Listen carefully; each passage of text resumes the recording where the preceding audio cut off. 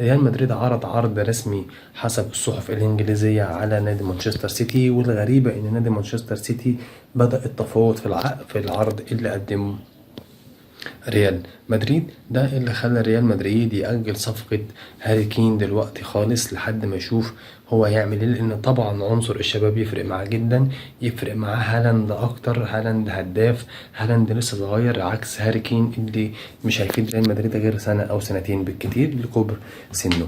لكن هالاند لسه بالعربي كده عيل صغير، ممكن يديني 7-8 سنين لقدام لعب في ريال مدريد.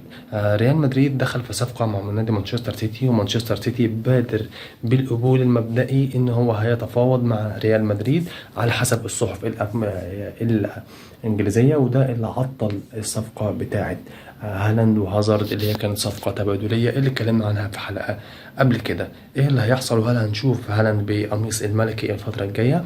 ده اللي هنعرفه مع بعض. هل هالاند هيخش الدوري الأسباني ويحطم أرقام الدون كريستيانو رونالدو زي ما بيقول البعض؟ ده اللي هنعرفه الفترة اللي جاية. وأكيد أكيد لو الصفقة تمت وفي أي حاجة أعلنت رسميا، لأن احنا أهم حاجة عندنا المصداقية في الخبر، هنعمل حلقة بده وهتكون حلقة نارية. لأن هالاند لو راح الدوري الأسباني كلنا عارفين الأرقام اللي هيكسرها، وكلنا عارفين ريال مدريد هيبقى في مكان تاني بمهاجم زي إيرلينج هالاند.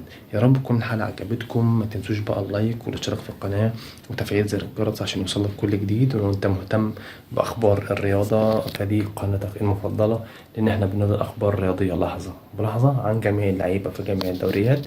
نتقابل في فيديو جديد وحلقة جديدة، إلى اللقاء.